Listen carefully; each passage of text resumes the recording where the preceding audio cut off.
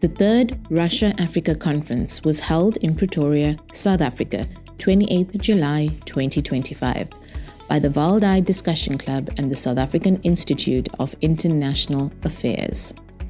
What made this event unique is the depth of conversation.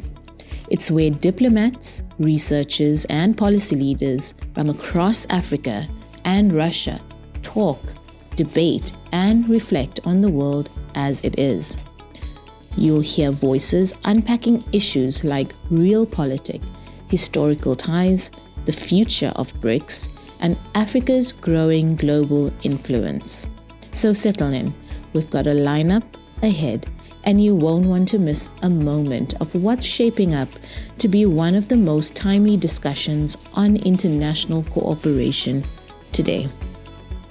Ladies and gentlemen, welcome to the third Russia-Africa conference that has been organized by the Valdai Discussion Club and the South African Institute of International Affairs. I'm Gustavo de Carvalho. I'm a senior researcher on African governance and diplomacy at SAIIA, and I'm going to be the MC of this opening session. We have four prominent voices in terms of South African and African foreign policy, but also in terms of Russian foreign policy. And I think it's going to be an important Kickstarter for us to set the tone of the discussions, to allow us to identify what are our objectives and what we would like to see and achieve by the end of today. Thank you very much indeed. You mentioned four prominent voices.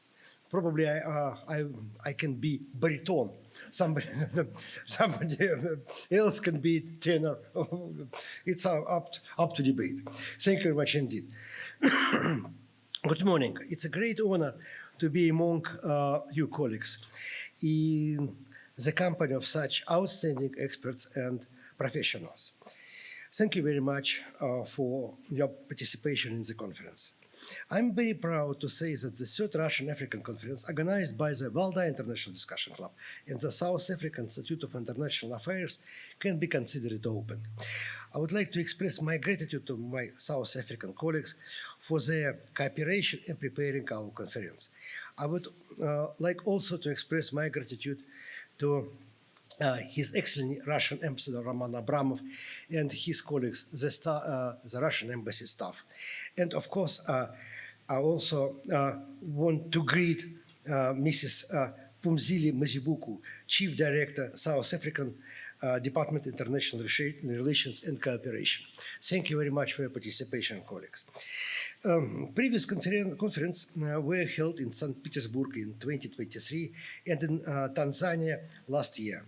This year, conference will be attended by experts from Egypt, Zimbabwe, Cote d'Ivoire, Tanzania, South Africa, and Russia.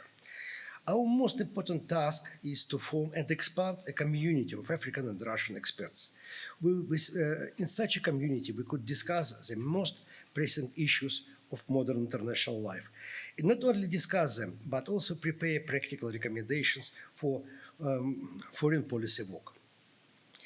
We greatly appreciate cooperation with our colleagues from South Africa. The choice of this country to host the conference is clear. South Africa is also a member of BRICS and G20. The G20 summit will be held in South Africa in the fall. And our partner, the South African Institute of International Affairs, has done a tremendous job of preparing the summit within the Expert 20 called Think Tank 20. Firstly, let me welcome you all, especially our colleagues from other countries in Africa who have joined us, from Zimbabwe, from Egypt. I won't remember them all, but welcome. A big thank you to the Valdai Club for working with us. It was about a year ago, Oleg, when we were sitting in this very same hotel when Professor Barabanov asked us whether we would be happy to host the Africa-Russia conference with the Valdai Club, and we were delighted to do so. The Valdai Club has a great reputation, and certainly if one wants to follow what's going on in Russia on a weekly basis in English, their website is indispensable and their events are really interesting. So we're looking forward to a really rich and diverse day. For me, my fascination with Russia really began at school when we were learning about the Russian Revolution, and I happened to matriculate in 1989. And the wall was coming down as we were writing our final examinations, and there was this moment of change. And I think we all sense that we were now in another moment of change. We're not sure what's coming, but we know that the old ways of doing things have fallen aside. And so I was also delighted last year to be able to fulfill a dream to visit Moscow. And many of you in the room we met on that trip. And we are really excited to be furthering our interaction. And I think that brings me to an important point, is that there is a lot of impulse in the world to cut dialogue off, to boycott, to have academic restrictions. And we really feel by co-hosting this event that we want to push back at that impulse, is that you can't know what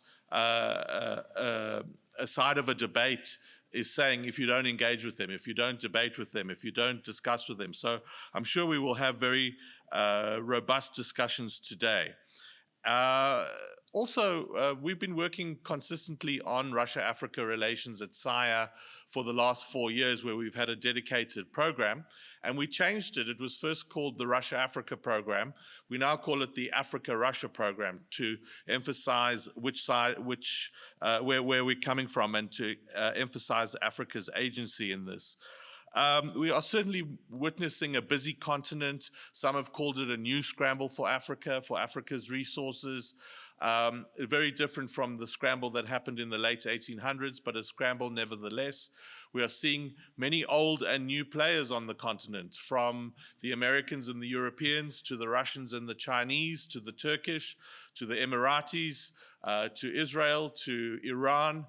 It's a very busy and crowded field. And I think for Russia, the challenge is, how does it have relations with all African countries? Does it have to have 55 strategies or 55 engagements with different countries? And we can see the way that Russia has engaged with countries that are in conflict is quite different from those that are not in conflict. And I'm sure we will unpack a lot of those dynamics today. So I don't want to go for too long, just to again welcome everybody and wish us fruitful discussions as we unravel this very complex composite of Russia-Africa relations. Thank you. A very good morning to you. On behalf of the Russian Embassy in Pretoria, I'm glad to welcome you all at the third chapter of the Russia-Africa Conference, co-hosted by Valdai and SAIIA, two of our leading political think tanks. We're grateful to the team of curators from Moscow and Johannesburg for bringing together top academics and political commentators from not only Russia and South Africa, but also from Egypt, a new full member of the BRICS family, as well as from Cote d'Ivoire, Tanzania, and Zimbabwe. Conceptually, today's event goes very much in line with the provisions of the action plan approved at the highest level by the Russia-Africa Partnership Forum and within the BRICS Summit Kazan Declaration. Dear friends, well, in a nutshell, Russia's official position is clear and simple. Moscow considers South Africa and other African countries as its natural allies and is ready to contribute to the further development of Africa as an authentic and influential center of global development. We believe that Africa is not an arena for yet another geopolitical scramble, but a space of mutually beneficial cooperation. However, some external forces from both sides of the Atlantic, seem to be troubled by how Russia-Africa relations have been recently developing in the bilateral and multilateral ways. In our turbulent times, such in-person gatherings of professionals are especially important to debate a lot of timely and challenging questions. One of them is how can Russia and South Africa safeguard and amplify its historical ties? Another would be how BRICS can reproduce and scale up the success of its first 15 years, and a lot more. In this regard, today, I encourage you to have an open, candid, and daring conversation in the best intellectual traditions of the Valdai and SAIIA. I wish us all the success. Thank you so much.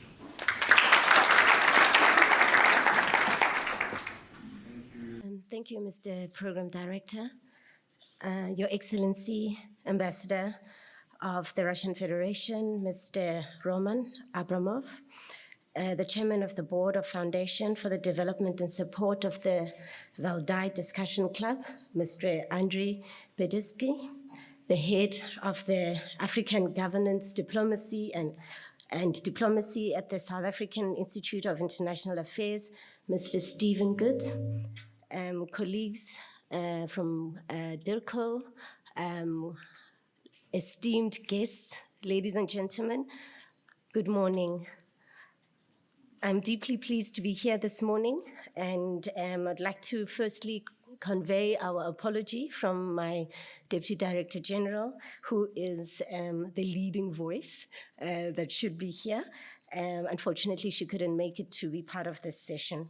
I'd also like to appreciate the organizers of this conference, SAIIA and the Valdai Discussion Club, for bringing us together to engage on this thought-provoking topic of growing urgency.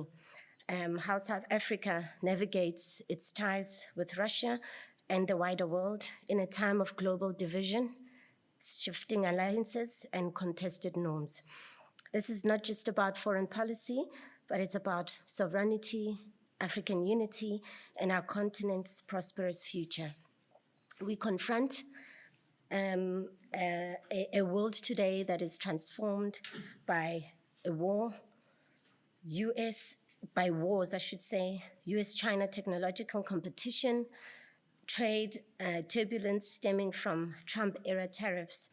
These tariffs serve as a reminder that even our traditional economic partners can act unilaterally, reshaping global trade overnight. Now, South Africa is currently chairing the G20 presidency, and for the next year, or I should say for the next couple of months, for the next 6 months now, we have a seat at the world's table. South Africa has prioritized issues such as debt sustainability, global financial reform, access to technology, and inclusive economic recovery as we champion the representation of Africa in the global decision-making structures, including the full integration of the African Union into the G20 framework. Ladies and gentlemen, we are also working to ensure that the global economic policy aligns with the goals of Africa's Agenda 2063, the African Union's blueprint for inclusive growth and sustainable development, which promotes industrialization, connectivity, regional integration, and the African Continental Free Trade Area. South Africa has been working hard to cement our G20 priorities in African reality, ensuring that the recovery from global crises does not exacerbate inequality, but rather creates opportunities for inclusive transformation. We are pushing for a new international development funding agreement that resolves historical inequalities while also preparing the Global South to respond to future shocks with resilience. We are truly grateful for Russia's support to all our G20 presidency priorities. Program Director, Our relationship with the Russian Federation is rooted in history. The Soviet Union supported the anti-apartheid movement when others didn't. And that legacy is real and is deserving of respect. During a recent address at the St. Petersburg State University, our Deputy President, Mr. Paul Mashatile, stated, and I quote, "We view the Russian Federation not only as a strategic partner, but also as a historic friend, whose sacrifices are deeply ingrained in the broader narrative of Africa's liberation. In 2025, we must build upon that legacy and strengthen our cooperation in trade, science, technology, research, and innovation," close quote. South Africa has elevated its engagement with the Russian Federation, and this year held bilateral economic engagements at the high level, including a visit to Moscow by our Minister of International Relations and Cooperation, Mr. Ronald Lamola, to co-chair the 18th ITEC session. We also had a working visit to the Russian Federation by Deputy President Mashatile, where he engaged at the highest level with the leadership, including a courtesy call on President Putin, and also attended the St. Petersburg International Economic Forum, where he addressed the Russia-Africa Business Dialogue and delivered a public lecture on South Africa's G20 presidency, emphasizing on themes of multipolarity, inclusive development, and African opportunity. These engagements show concrete commitment to deepening ties and expanding trade and economic relations between South Africa and Russia. Program Director, the sessions today and the theme really illustrate what we should be doing as the African continent. And from us as South Africa, we know that our prosperity depends on the integration, peace, and economic empowerment of Africa. South Africa is a leading voice, advancing continental prosperity through platforms such as African Union, and we do not walk this path alone. We are part of a continent whose strength lies in unity and whose future depends on integration and development.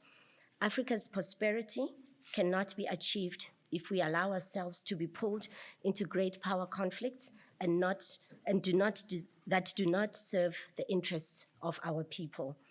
We therefore must focus on a commitment to continental unity, support for the Africa Continental Free Trade Area, and a shared vision of a developed and prosperous Africa.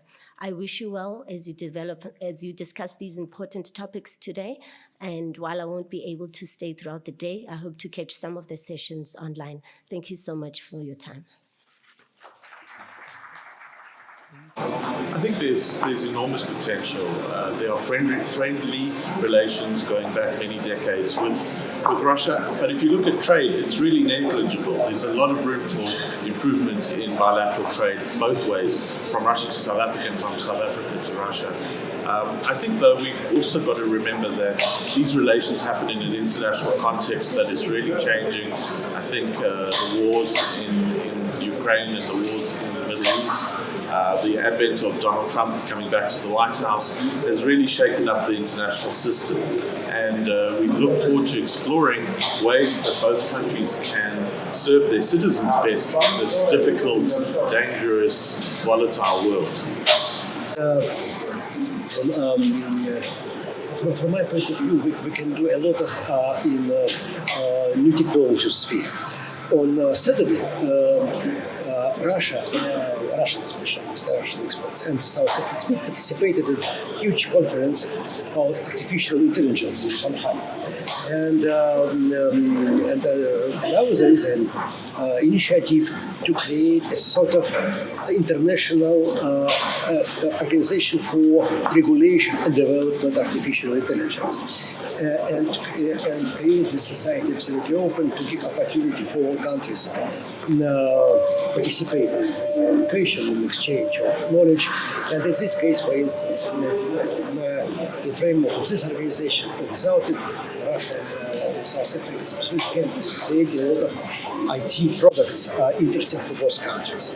Africa is, South Africa is a fantastic country, very, in some sense, exclusive. And seriously, I am absolutely shocked, not to say but fantastic impression, because it's a new society.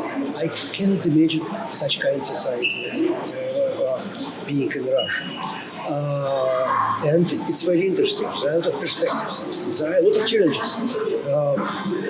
Common challenges for each country, for example, but we can cooperate in this sphere. We can build absolutely absolutely more effective and clear relations between our countries, because we, in some sense, we have an open future for all of it. So we are seeing an opportunity this year for the G20 in particular, because South Africa is chairing the organization for the whole year, and it's definitely come on the back of three other developing countries, Indonesia, India, and Brazil. So there's a continuity of ideas, and South Africa is going to do its very best to put the concerns of the Global South front and center in the G20. We're also going to see the integration of the African Union as a full member, so it won't just be the South African voice. I think there have been challenges in coming to a common understanding from to common African positions. This is always complicated when there are 55 countries, or many with different interests and different strengths and weaknesses. Of course, BRICS is a forum that South Africa is very positive about. It's been very enthusiastic since it joined in 2011. We welcome 2 new African countries in Egypt and Ethiopia into BRICS. Also a number of partner countries, including Nigeria and Algeria and Uganda, are partner countries. And these forums are very important, and South Africa is not afraid to use them to push issues that are of concern to the Global South, like tax on the richest people in the world, climate change, equality, and reform of global governance institutions. Thank you very much. Thank you so much. Yes, for me it's the very important task, maybe the most important task for BRICS now, to pass from just a simple symbol of solidarity of the Global South, strengths to be a real united front to support, to promote, to defend the values and the interests of the Global South.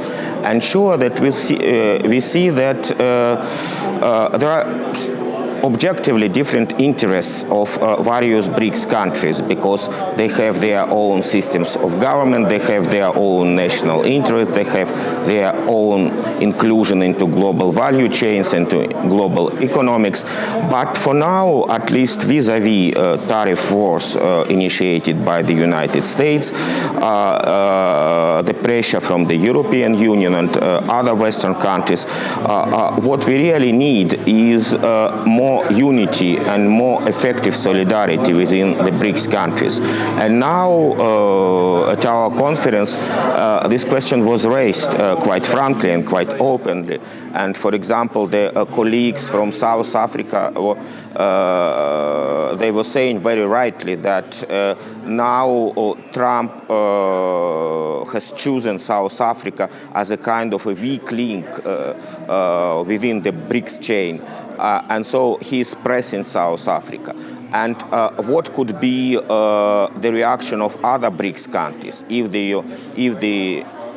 we are the really unified organization? So we must support South Africa not only in words, not only in press releases, but somehow materially. And also another point that was raised at the conference, the results of the last BRICS summit in Brazil. because it was successful. There were many points taken into consideration, many new ideas, many new spheres for cooperation promoted there. But it was the first summit in the age of the Trump tariff war. And somebody expected more strong, more unified reaction of the BRICS towards it. But at least for the moment, it was done. We can explain it very objectively because of the diversity of the BRICS countries, because of their diverse position. But what we can see now, because Trump is pressing almost every BRICS country with tariffs and so on, and all of them decide to react bilaterally, either to start negotiations with the United States or somehow, but we can see the unified front, the united front of the BRICS.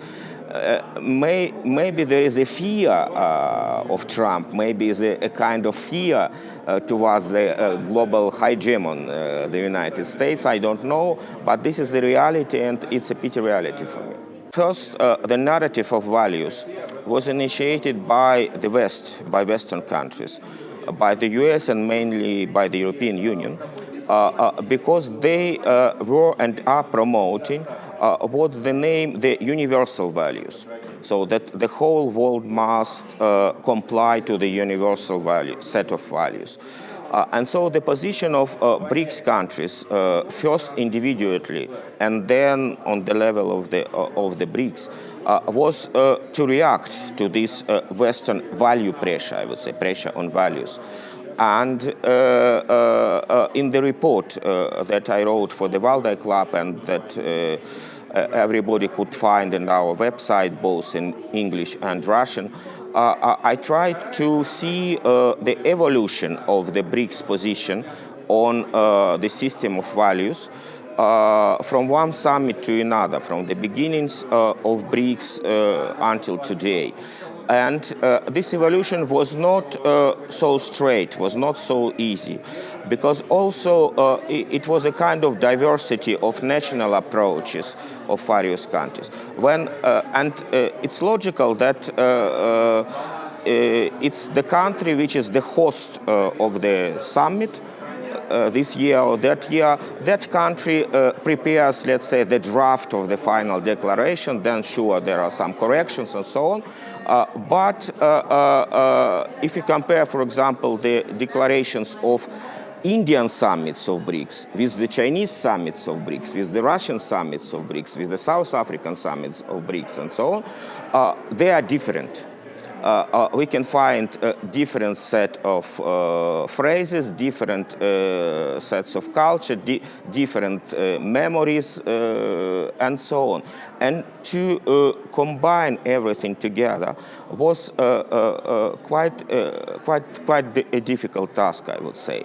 And for me, fortunately, at least in the main subject, in the main concept, it was already done because it was elaborated. The concept of the BRICS spirit. It first appears at the Chinese summit of BRICS in 2017. Then it disappeared with other presidencies. Then it reappeared in another Chinese summit in 2022. And then, fortunately, it remained of all other summits in South Africa, in Russia, and now in Brazil.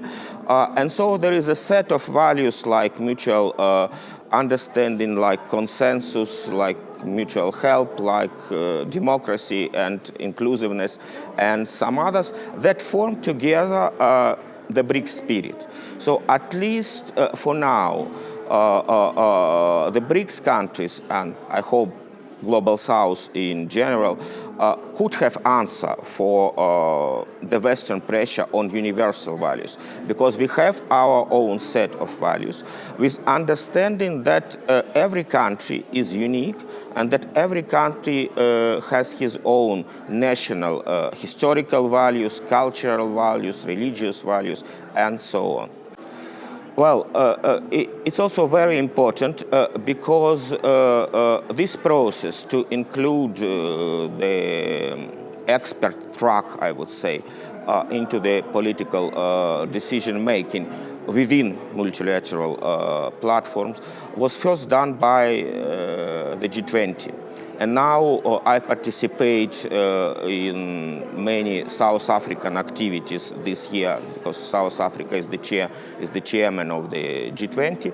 This year I participated in the expert council for the Think 20. South African colleagues, it's SAIIA, it's Institute of Global Dialogue, some other South African institutions who chair this project. They invite experts from the whole G20 countries, from all G20 countries and from the whole world in general, to present their point of views. We named it policy papers.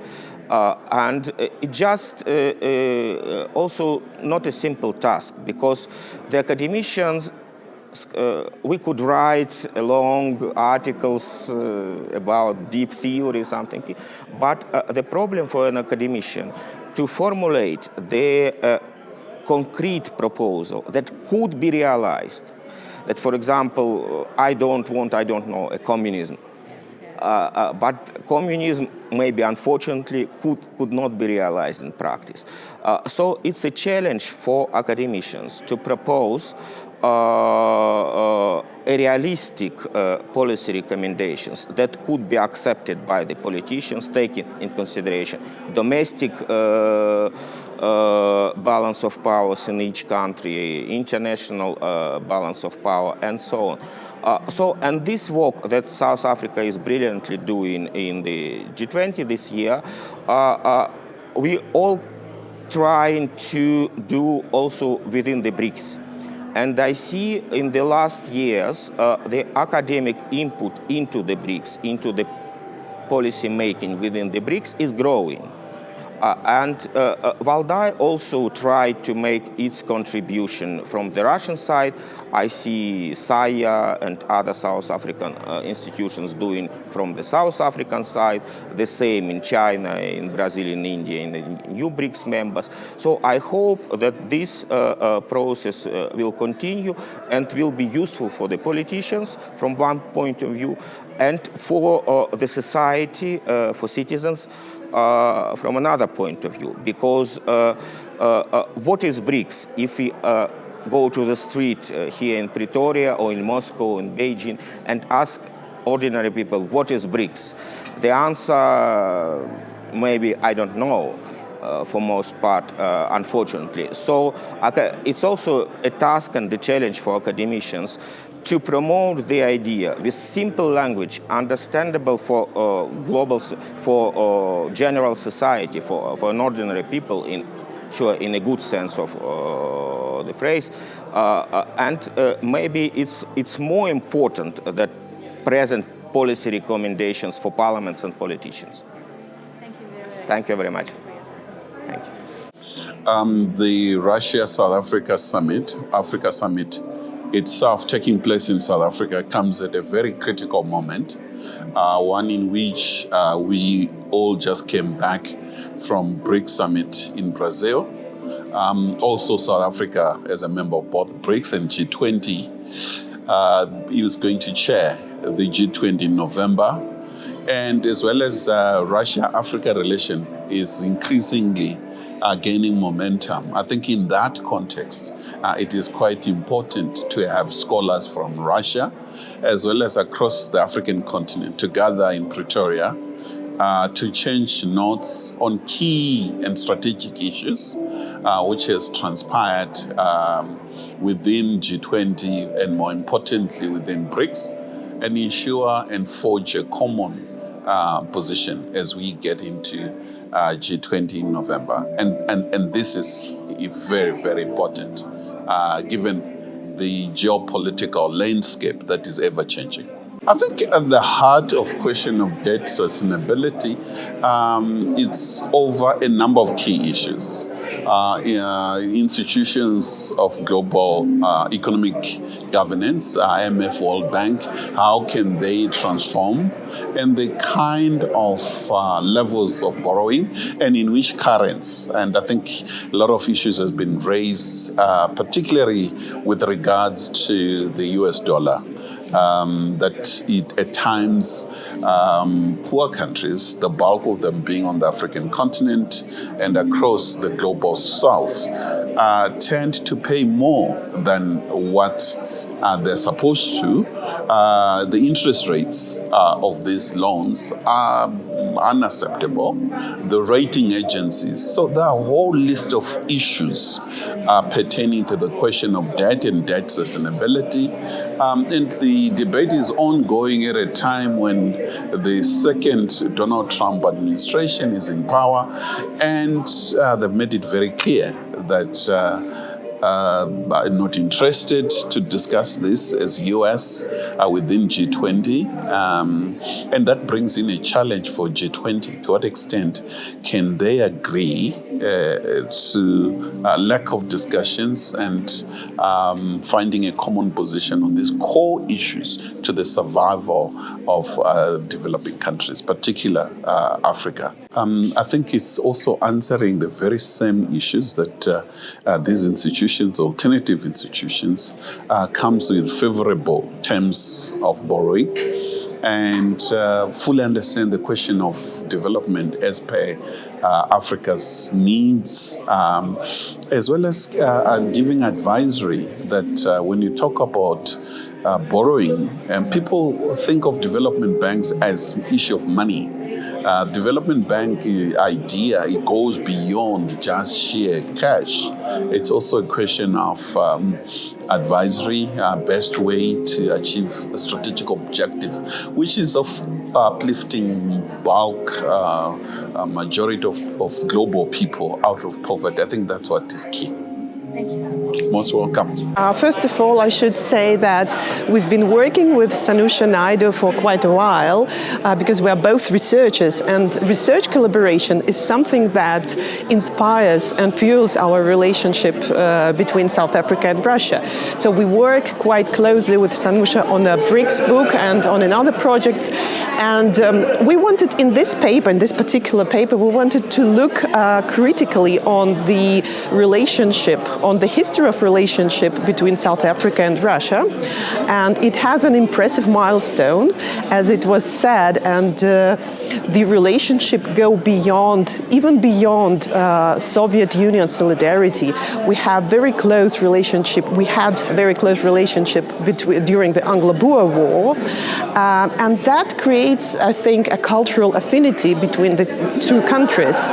And this is what we are arguing in our paper, but also we say that if we look at the present, the current moment, we see the strategically relationship more linked to economic development, to some security development in various fields, and I think that BRICS plays a crucial role in this cooperation of Russia and South Africa. As for BRICS, I think that it's very important to highlight people-to-people cooperation and the academic forums that BRICS hold regularly. And I think the youth forums, the forums of young scholars that Russia held when it was chairing BRICS last year, all those people-to-people cooperation actually work positively and create a space for new interesting projects. And young and brilliant minds can come together and work together on what they feel is necessary for the development of their countries. So I think BRICS has a very good potential. Not only, when presidents meet to talk about declarations, BRICS is also about people. And this is what we see is currently happening in Russia and in South Africa, and during the BRICS summits and during the events that BRICS hold within the year. I think it has to be looked at in the kind of historical context.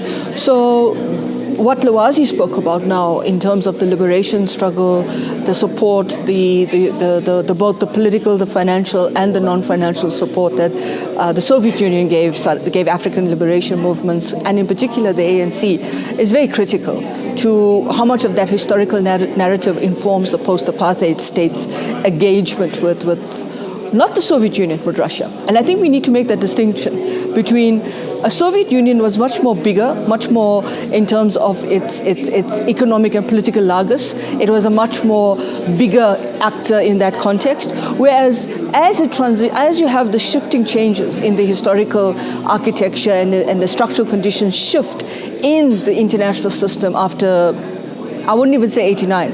I would say it goes back to this period of around 83 as the Reagan and Thatcherite economics come into play in the West. And you're seeing these shifting dynamics around the financial, the economic, the political, and the developmental architecture of the global system.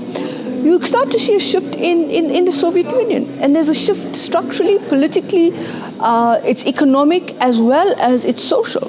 And that shift impacts the way we look at not Russia, but the way we internalize the Soviet Union from a historical narrative and a kind of institutional memory, and try to put that into what we see as a synergy that Russia is a Soviet Union is Russia. That's completely incorrect, because what the post-apartheid state did under the ANC-led government, that the ANC government looks at, is that it's a historical nostalgia, that you revere an actor that was really a critical supporter of your anti-apartheid movement. But that is not the same actor that comes into the fold after 1990 with Boris Yeltsin, with the changing structural dynamics in Russia, not Soviet Union. Remember, the Soviet Union was a federation of satellite states. Those states became independent. And when they became independent, they changed towards the way they perceived Moscow and Russia. Russia was not, they were no more vassal states of Moscow. So we haven't really, in the way this articulation of our relationship with Russia, and that's what the paper tries to do, is to unpack that, because that relationship with Russia is not the same as the ANC's relationship with the Soviet Union during the anti-apartheid struggle. But we conflate the two. We conflate that Russia is USSR and USSR is Russia. Even in Russia, there's a pushback against that, if you think of the Yeltsin years, etc. And that dynamic is why I think we find it difficult in terms of how the narrative around Russia becomes complicated and complex in a post-apartheid state. Because we're identifying with a nostalgia, or rather not we, the ANC, is identifying with a nostalgia where some are remembering an institutional memory, but what they are remembering is a historical memory. It's not the current Russia that has important aspirations, ambitions of the fact that it is a civilizational state, and you're going back to empire. Well, I think the first point is that you are an independent state. You choose who you want to engage with. You have the right to do so. I think that's the nature of the Westphalian model of the nation state, the one that was created as the modern state, and that you don't have to be bound by the kind of architecture that tries to direct you in particular trajectories around who you want to be. So, yes, South Africa can belong to the BRICS, South Africa can belong to the G20, it can have relations with whom it wants to, and I think that's the recognition of independence. The other aspects of it, again, I think subtly, but also doesn't necessarily have the kind of consensus or the kind of traction at times, is this idea that you mistakenly looking at Russia as the kind of issue that Russia is the Russia of old. I think that's a mistake. The question that you need to ask yourself, and this is where I think Russia knows how it sees the world and how the world sees it, and it defines its strategic ambit in that way. South Africa grapples with that because it's also caught in its own post-liberation identity crisis at times, we heard today a little bit about our own anti-apartheid struggle being ventilated in other African countries in terms of support. We don't do this in South Africa. I mean, young people at times may not remember, or there's no recollection of what Africa went through in the Southern African region. I mean, the liberation struggles. Remember, the frontline states were created in response to the apartheid state. So there's that kind of institutional blockout that happens of memory, and that also makes it difficult because there's certain people that are looking at Russia and saying, yes, we can have this relationship, and in the BRICS and in the G20. But I think what they don't realize, and this is a mistake I think South Africa has, and even African countries, is Russia is not your panacea. You can't outsource your development to other people. So if you are going to have key areas of engagement around agriculture, around science and technology, etc., you've got to have ownership of those processes, and that is what's missing. So certain people are still caught in the narrative that's now kind of in a kind of post-liberal crisis of the international system, where they see the world in one particular way, and that's the center of the world. Then, of course, there's a challenge to that, and we talk about the poly crisis. But I think the problem we have, or the challenge we have in South Africa, is that there are contestations. There's a lot of contestation around whether your relationship with Russia is that you're selling out in one place and you kind of looking at the other. The same issue with the BRICS, that South Africa is now, renegading on its post-apartheid identity of what defined its struggle, what defines its foreign policy. But that's not what it is. I think you've got to be, if I have to be clear, you've got to look at how countries like India and Brazil define their foreign policy on strategic alignment. And we have the right to do so. But the problem is, how do we create that public diplomacy of communication? So we're caught in this kind of contestation around narratives in South Africa where different constituencies are opposing it. If you take, for example, this question about AGOA and South Africa's relationship with the US, and you look at opposition party, I mean, I don't even know if you call them opposition, but if you look at the Democratic Alliance in the challenges, I mean, the world is not necessarily only the preserve of a few. So I think that's the challenge. South Africa has to be much more it should be much more clearer, coherent about its strategic orientation, but it finds that difficulty where it kind of gets trapped in its own identity.